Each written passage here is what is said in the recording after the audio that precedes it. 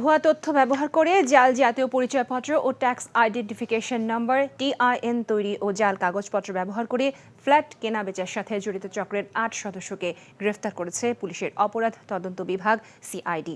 আজ রাজধানীর সিআইডি কার্যালয়ে আয়োজিত সংবাদ সম্মেলনে সংস্থার প্রধান অতিরিক্ত আইজিপি মোহাম্মদ আলী মিয়া বলেন, রেজিস্ট্রি অফিসের কর্মকর্তাদের সঙ্গে যোগসাজশে ফ্ল্যাটের ভুয়া দলিল তৈরি করে বিভিন্ন ব্যাংকে মর্টগেজ রেখে মোটা অঙ্কের টাকা ঋণ নিত চক্রের সদস্যরা। তিনি বলেন, তারা এখন পর্যন্ত বিভিন্ন ব্যাংক থেকে ৫০ কোটি টাকা ঋণ নিয়েছে ভুয়া দলিল জমা দিয়ে।